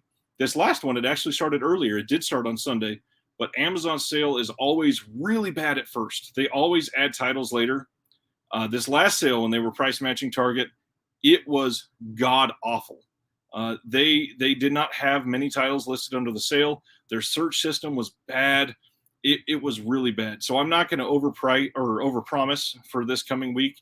Just keep in mind, if you are wanting to get a lot of titles, this could be a good week for it. Keep an eye out. I will say that on the Disconnected Facebook and Twitter page, I will be posting as many of the good deals that I can, that I find. A lot of them I get tipped off by people. So if you see something, send me a message on the Disconnected page or on my personal page if you're a friend on there, and I will get it posted for everybody. But it's don't get your hopes up too much. This last sale was really bad. But for me, I've got kids. This is a really great time to buy books, to buy board games every single year. We have like a Christmas Eve box that we give them with the book and PJs and hot cocoa and popcorn and stuff like that, and a movie. So I can actually knock out both of my kids a couple items for their box just through this sale. Yes, Nerd of the 80s says JB Hi-Fi also has a sale. For those of you who don't know, JB Hi-Fi is out of Australia, and they have a lot of imprint stuff. And I believe, Nerd, correct me if I'm wrong, I believe it's 20% off right now for their sale. And I personally have never ordered directly from JB Hi-Fi, but do they ship internationally? I've always looked at them the same as HMV, and HMV I know for a fact does not ship internationally. I really wish they would. They've put out some interesting titles exclusively to HMV that I've never been able to get my hands on because they won't ship them. And then you go to eBay and it's 6 and 7 times the cost, unfortunately. But yes, JB Hi-Fi has a lot of imprint releases, and even the most up-to-date ones, like this one I just got in of the Browning version, and then the other Browning version, the one with Albert Finney, the one with Michael Redgrave. The imprint put out some crazy great releases. Look at that. Dustin, speaking of, just got his first imprint purchase, that box set that we've been talking about. John says, I told my kids instead of Christmas presents that money could go towards Vinegar Syndrome or Severin. Ain't that the truth? Paul's asking, did I get the Harry Palmer collection from imprint? Did I? Yes, that also just came in. This is another one of my weekly pickups for this week. I was not going to highlight this one, but since you asked, yes. I have not opened this one yet. I really adore Michael Caine, and I'm so glad Kino seems to be putting out a ton of Michael Caine releases in the next 6 months. Looks like he's getting some love. But that was the last announcement for the week. So I could actually go into some of these other pickups. Probably a good time for that. If there's any other questions, by all means, as I'm showing these, just bring them up. I can show you anything from around the room. Have no qualms about that. I've got a handful here, and then I've got one from Orbit that I have not opened yet. So I don't even remember what's in there, to be honest. Which, and again, just to highlight, orbitdvd.com, everybody. By all means, please support them. They do some incredible work. I got in a really crushed version, and I might have to talk to Scream Factory about this because it's literally bent on the case, and my slipcover is kind of trashed. I'm not one of the ones that complain about all of the stuff that comes in semi-damaged, but this one's pretty bad, and it came in just one of those. It's not even like an envelope; it's like a cardboard corrugated pouch, basically, and not even like a decent Amazon pouch. But I got Come True. This is the newest Scream Factory release from IFC Midnight. It does have the Scream logo on the side, not the Shout like some of them. And this one is sci-fi horror and actually looks really great. It's a very modern film, but it looks really fun. I already showed this. I got for my boy Sardis. I got Soldier Blue. I said I was going to get it in the Kino sale, and then somehow forgot to put it in my second order. But I got this in, and we'll be adding it to the Kino collection, and we'll give you some feelings on that here soon. As soon as I stop the October, I'm still watching my October watch-along movies. I will be talking about that after these pickups too. I'm going to save those for a second. I got an order in from Makeflix.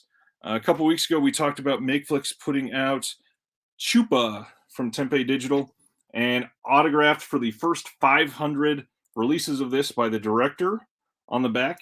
And comes with this nice little glossy on the words there slipcover. This is a film that was never released, and it's probably awful. But Tempe Digital does some really good stuff. Tempe Digital, Makeflix. Yeah, I highly suggest getting stuff through them. The other one I got is a very classy art house double feature. Obviously kidding here. But this one is from Retro Media, and that is Curse of the Erotic Tiki and Ghost in a Teeny Bikini. Oh, man, gotta love these. I will have to watch these with the wife. These are from 2004 and 2006. And they do include bloopers. Nerd of the 80s says JB Hi-Fi is 20% off, which is decent. Flex says, what box set you just showed? Which one? I've got the Browning version, which is both versions of the Browning version. Interesting sentence said there. The one with Michael Redgrave and Albert Finney. It does have 2 films in here. And then the other one is the Harry Palmer collection with Michael Caine. Michael Caine. This has the Ipcress File, Funeral in Berlin, and Billion Dollar Brain. Lots of stuff on these. Oh, Darren says he thinks Cinemuseum is French. You know what? That actually does sound correct. Now that I think about that, that does sound correct. Let's see. From Criterion, I think I got these from Amazon for some reason instead of Barnes & Noble. But I got, because I loved The Skin I Live In for the October watch-along, I got 2 of the titles released by Criterion from Pedro Almodovar. I got Women on the Verge of a Nervous Breakdown. And then I also got the one that I've mostly been looking forward to, All About My Mother. From what I hear, this is the big revelation from Pedro Almodovar. I adored The Skin I Live In.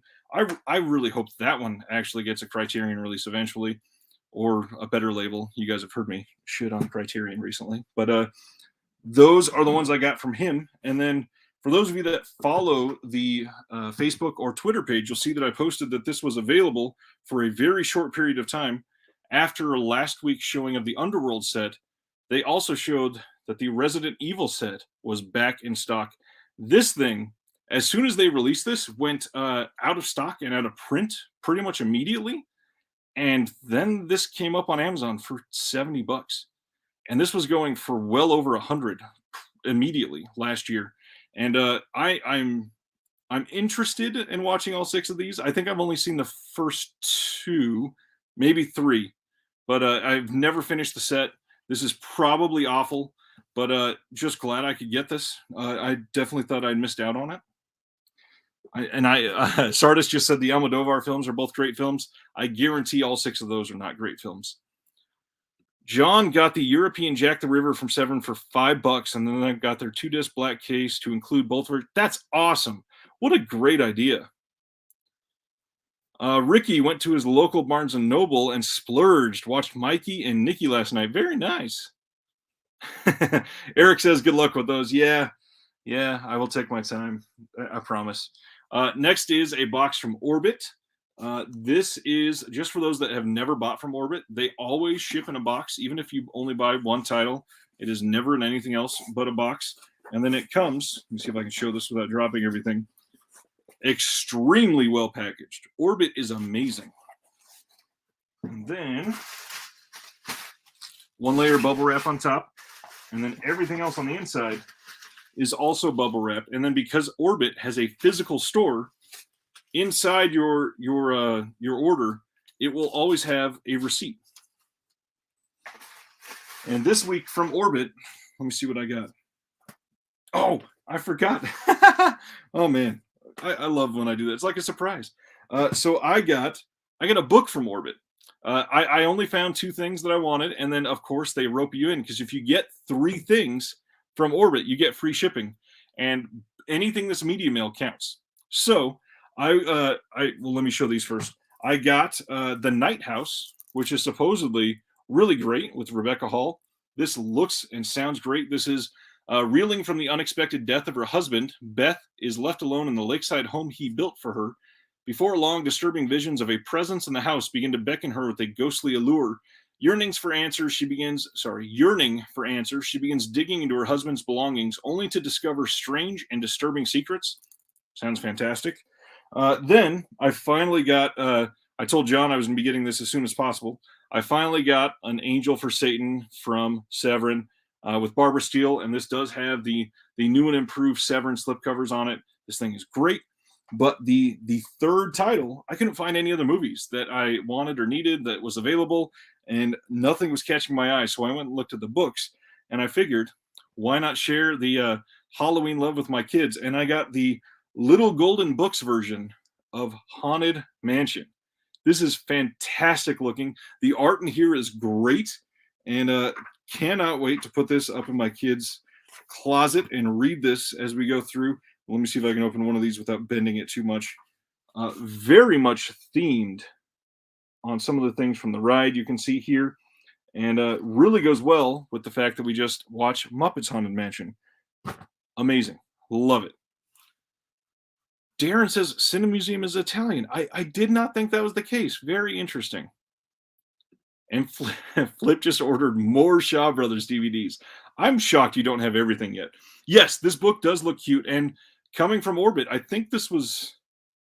There's the receipt here. Let me see how much it was. It was very cheap.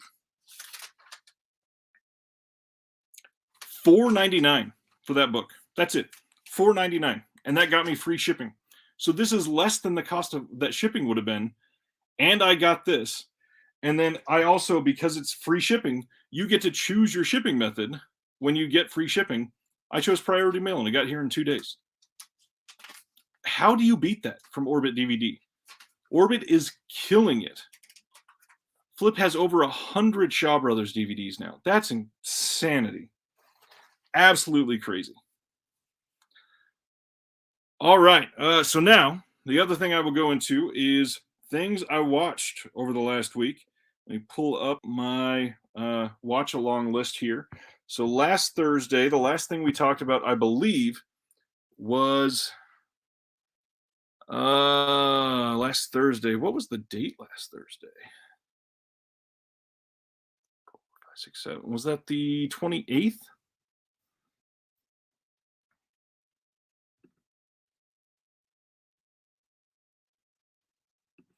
Eric says media mail from Orbit gets to him in 2 to 3 days. Yes, they are so quick. And yes, this is a big one. They do release titles earlier than Street. As soon as they get them in, they are for sale. Absolutely. Mitchell used to get the Dragon Dynasty. Nice. Sardis says they should put out the complete Shaw Brothers, and then you just send them $100 a month for the rest of your life, and you'd probably still be making out like a bandit there. So over the last week, continuing on from the October watch list, because I failed. I took a vacation in October, and I didn't watch anything for that week, so I am still like 12 titles behind, or maybe it's more like 13 or 14, and we are going to finish all of them, even the alternates, I believe. Over the last week, I watched Basket Case on the 29th, and Basket Case, talked about this on Tuesday. Basket Case is really good. There are some scenes where the effects obviously do not look groundbreaking, but if you've never seen Basket Case, oh my gosh, seek it out and get it. It is still available from Arrow. Really good movie. Second Sight in the UK has the entire trilogy in a Blu-ray set, and Orbit has that in stock a lot of the time. I would not recommend the sequels nearly as much as the first one, but Basket Case I really love, and I don't know if it's just because it's got like that grimy New York charm to it. It's hard to explain. They really nail the tone of Basket Case in that time, and that you just feel like you're in New York from when it was filmed, and absolutely still works. Some of the scenes are, it's weird because they're not necessarily frightening or scary, but they are, like John says here, the ending sex scene is very LOL, what the fuck. Yes, it really is. But there's so many scenes where it feels weird, and then as you're watching it, you realize this guy is just like shaking a rubber bust, and it somehow feels like it's actually Belial, which, if you've seen it, Belial is what the thing that's in the basket is called. Really great. Sardis just watched Crimson Peak for the first time. What'd you think? I genuinely love Crimson Peak. Del Toro did great with that. Eric did a couple rewatches, but the only non-alternate film I didn't see from the list was Faces of Death and Cold Prey. Cold Prey is hard to find. It's on AMC Plus. I'm going to be getting that. I'm going to be borrowing my mom's AMC Plus account and watching that as part of this. I already told her I would be. She's approved it. Let's see. Got a question. Paul is asking if the Harry Palmer box set is region free. And of course, most companies have not been putting proper region coding on here, but thankfully, Imprint is usually pretty good about listing on their website. Let me get that answer for you real quick. I was actually just looking at the site today, trying to see some of these other ones that are going to be coming to orbit here pretty soon. I'm probably going to be wanting them. Their November titles are pretty good. So for this box set, does it even list? Man, they do not have it listed, so I do not know for sure. Sadly. Let me check Blu-ray.com and see if somebody has it on here already. That would be great, but I kind of doubt it. Let's see, Harry.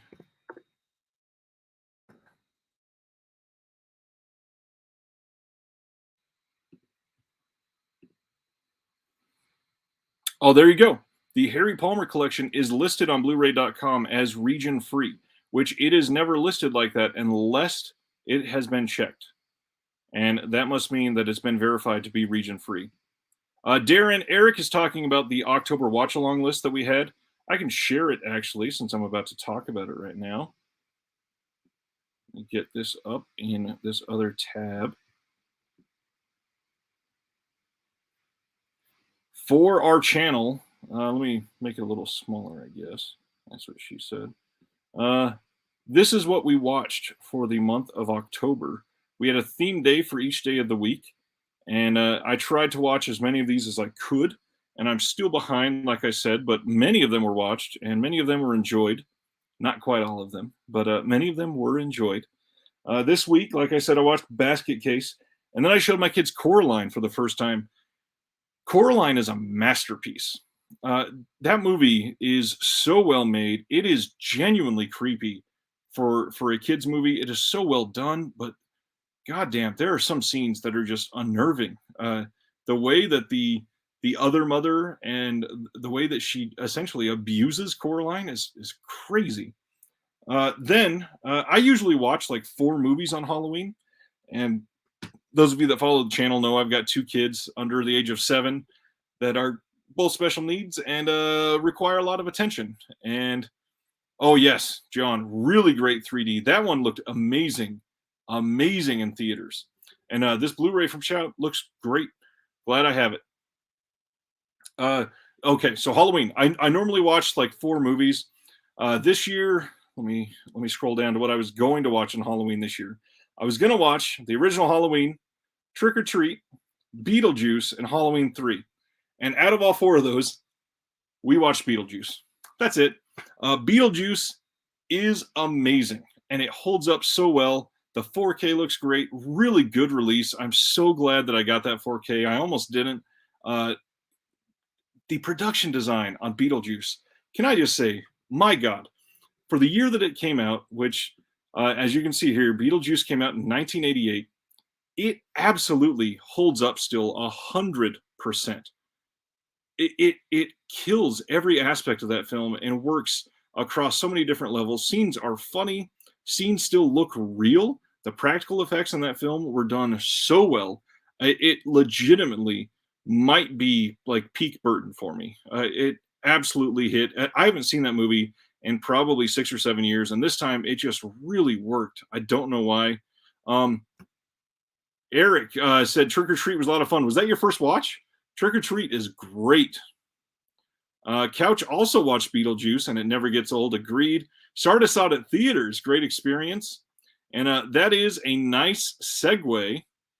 Let me remove from here. I am going to give away the 4K digital copy of Beetlejuice. So anybody that wants it, you're going to go to wb.com/redeem movie. And I will give you the code. I'm going to give you a few minutes to get there. That was your first watch of Trick or Treat. Nice. I'm glad you thought it was fun. I genuinely think Trick or Treat is maybe the best anthology film in terms of the way that it wraps around everything and fits the other stories together in a way that you don't always see coming. And then by the end of the movie, have a good night, Paul. Thanks for hanging out tonight. Glad you were here. By the end of the movie, you realize like there are characters from these other things in the background, and it's just so good. So wb.com/redeem movie. Hopefully you're there. If you get this code and you redeem it, let us know so that we don't have 19 other people trying to redeem this on rewatch. The code is, and sorry, this isn't super compelling TV for everybody not going for it.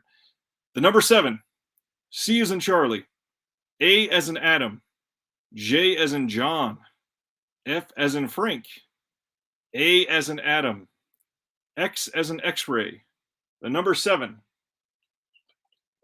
S as in Sam, L as in Lincoln, A as in Adam, the number 0, U as in umbrella, M as in Mary, N as in Nancy, the number 0. 7 CAJFAX 7S LA0 UMN0. Is that a new Nightmare of Elm Street poster behind your head? It is not new in terms of I just got it. I got that. Let me see if I can get a better view of that. I got that at oh wow, that light is very bright. Let me move my fat head. I got that at Texas Frightmare from Mondo directly in 2019.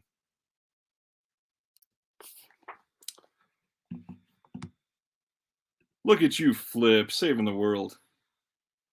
You're the man. But yeah, I love that poster. It looks really great. Love the claws ripping through on the side there. It's perfect. Again, if you redeem that, let me know so I can toss that and not save it on my table anymore. It is a nice poster. Thanks. And John, you got to let me know when you're going to Texas Frightmare. Maybe I'll go to another one and come see you there. Come and work for the UK government. I couldn't do any worse. Man, working for the US government is pretty damn bad. Dave, was this also, did you just watch Trick or Treat for the first time? Flex is asking, do I still collect Neko'S? Yes, I will say. I do have many. You can see some in the background there. I've got the new one from Hatchet. I've got that signed by Adam Green in the background. I've got the one that came out from The Thing in the corner right there. I've got the 3 from They Live. Got a couple Scream Factory ones. I don't go super out of my way. I'm probably going to get some of the Universal monsters. I love the way those look. But yeah, I definitely don't get all of them.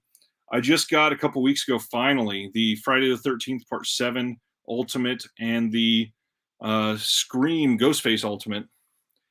Yes, I will absolutely be at CryptCon 2022. You know it. We definitely got to hang out if you were coming down for that. Let me stop sharing the watch along list. And then the last thing that we normally go over every week is what is coming out next week. And a lot of these people are already getting. So if you are, no big deal. Let me see what we got here. We got 4K of The Outsiders coming. Do I keep NECAs in box? Most of them. Not quite all of them. I've got a couple that I've got out. I've got some up in my office. And now that I'm going to be probably going to the office a lot more, I'm probably going to unbox a couple and take them to my new office. It's going to be an interesting one. I have to feel out the culture of my new job first because it's kind of hard to explain the position I'm going to be entering in, but it's more akin to like a regional manager type position. I'm going to have direct reports in 8 different field offices and 3 different time zones. So the people that I'm around are actually going to be like higher ups. So don't necessarily want them looking too down on all of them.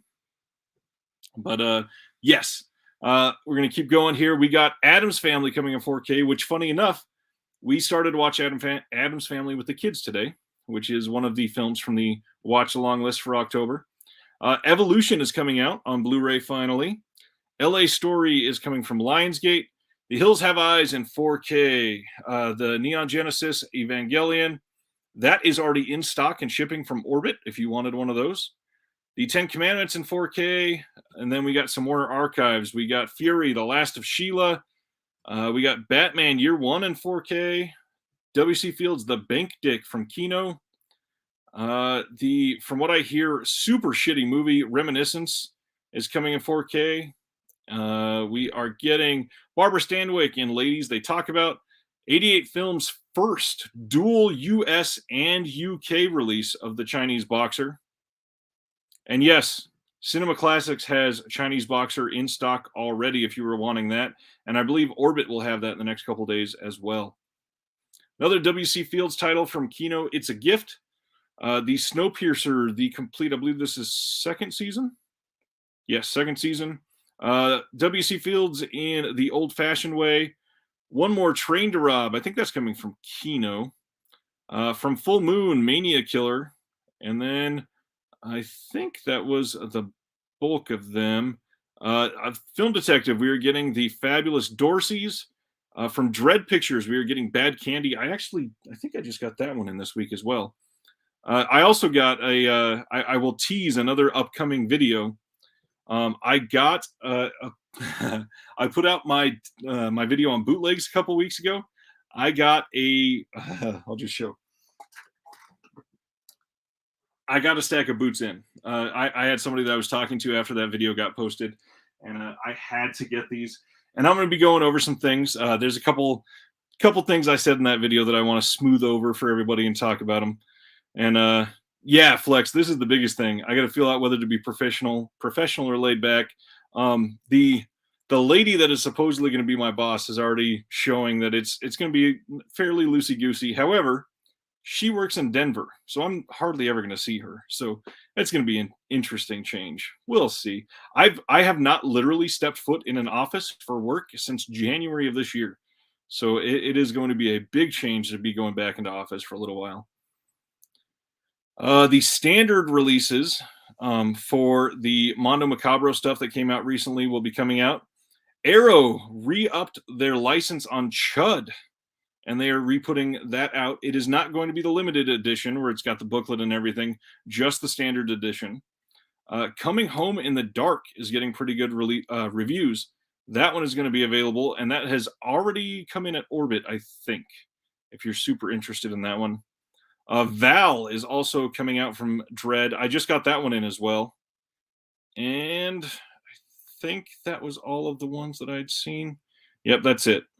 And then November 16th is the next big one, and we will talk about those on next week's show, I'm sure.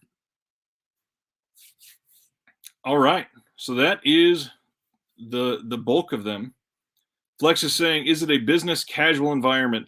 Honestly, I don't know. I've literally never even stepped a foot in the office. It is a field office that I'm going to be basically working in the backside of. So it's going to be an interesting getting used to it. I'm not sure.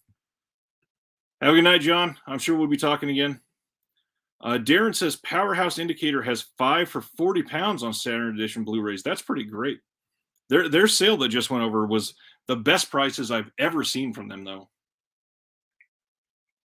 Which mine, I had a few people go in on a bulk shipping order from Indicator.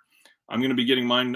It's already arrived in the States, and then the friend that ordered them is going to be sending them to me, I think this weekend. So hopefully either next week or the week after, I'll have some Indicator pickups to go over. But yeah, I do believe it is going to be a pretty business casual environment. There's not a lot of stuff that we have to be super dressed up for. It's not going to be super public facing for mine, thankfully. So I'm going to be mostly working with interior government officers that I will be supervising. I think that's it. I think. Oh no, I didn't. I did not finish everything that I watched this week. So I watched Coraline, watched Beetlejuice, and then the other one I wanted to throw out. I've got the slipcover here. I watched from Scream Factory, The Hallow. This is a yes, Flex. Chinese Boxer is on Cinema Classics and is in stock and shipping now. Cinema Classics is great for that. They ship super quickly and super early. The Hallow from Scream Factory. This is like an Irish folk horror movie.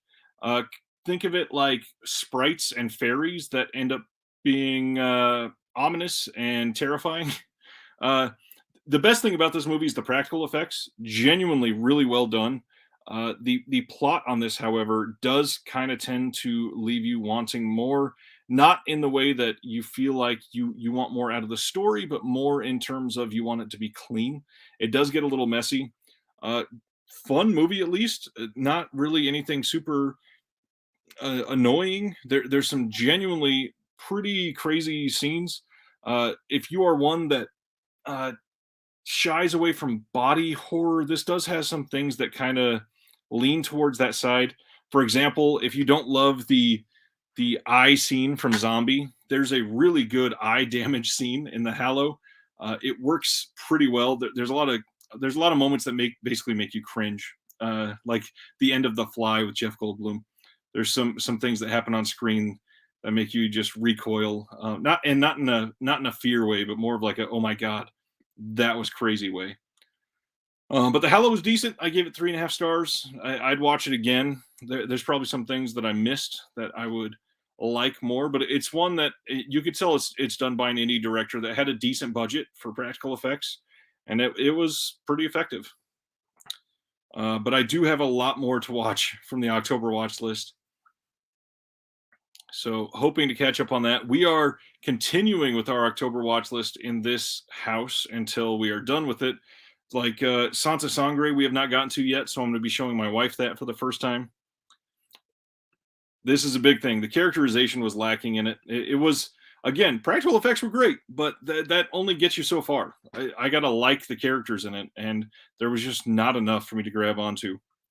Over the next week, I think we're going to be watching Santa Sangre, like I brought up, and then I've got some others here. We're probably going to be doing The Wicker Man this weekend, and the original Funny Games, and then I am stoked to show my wife for the first time Lair of the White Worm. This is one that's gonna kind of shock her, I think, that she's not ready for.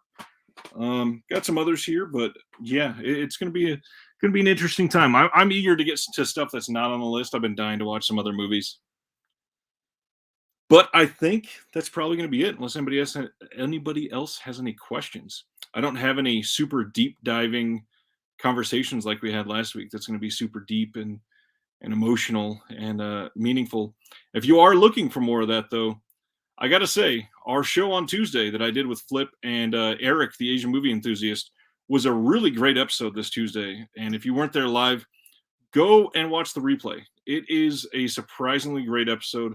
What we did is we talked about five movies that made us, is what we called it. It is movies that were influential in certain ways, and like some of the ones I went over Jurassic Park and the original Halloween, and it was just a really good conversation, and it was a really really good way to dive deep into what actually affects us from movies. Whoo, that sounds amazing. Eric says he saw Funny Games at the Chicago International Film Festival in '97. Burned into my memory. You know, the first Funny Games I saw was his remake, which it's a shot-by-shot remake by the same director, just in English, with Tim Roth and Naomi Watts. And it's, for some reason, that one has stuck with me more. But man, they are both just so good in such different ways for a shot-by-shot remake. It's interesting. Absolutely a great film. Sardis, yes, it will always have the chat with it. The only difference is it does not show up for the first like 24 hours. So now it will. And sometimes it does go quicker. And there is one odd thing. Flip and I are trying to start our own show. So right now we are streaming to both of our channels.